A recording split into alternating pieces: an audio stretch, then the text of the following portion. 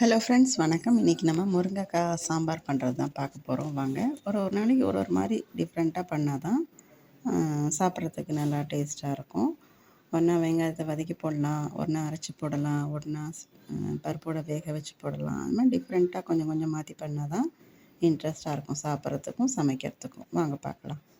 கடுகு சீரகம் தாளித்து முருங்கைக்காய் வதக்கிட்டுருக்கேன். புளி தண்ணி விட்டு வேக வைக்கலாம்.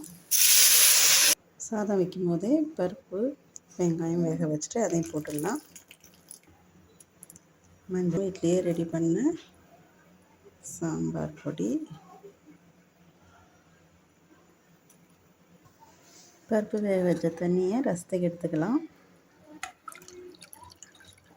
இப்போ சாம்பார் போட்டுடலாம். எல்லாம் சேர்ந்து கொதிச்சு வந்து காயெல்லாம் வேகட்டும். உப்பு அப்புறமா போட்டுக்கலாம். குழம்பு ரெடி. சாம்பார், முருங்கைக்காய் சாம்பார் செம்ம டேஸ்ட்டாக ரெடி ஆகிடுச்சு. இப்போ போட்டிருக்கேன். ஒரு கொதி வந்தவுடனே நிறுத்திடலாம்.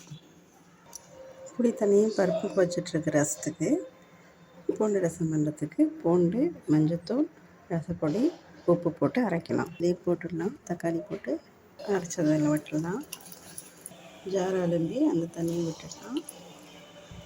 நல்லா கொதிச்சதும் மிளகு சீரகம் போட்டு நிறுத்திடலாம். அவ்வளோதாங்க, பூண்டு ரசம் ரெடி ஆகிடுச்சு. இன்றைய லஞ்ச் சாதம், முருங்கைக்காய் சாம்பார், முருங்கைக்காவும் சின்ன வெங்காயம் போட்ட சாம்பார், பூண்டு அரைச்சி விட்ட ரசம்.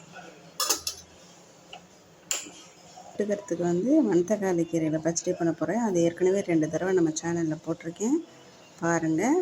இதில் எது பிடிச்சிருந்தாலும் செஞ்சு பாருங்கள். நல்லா இருந்ததுன்னா ஷேர் பண்ணி சப்ஸ்கிரைப் பண்ணுங்கள். தேங்க்யூ.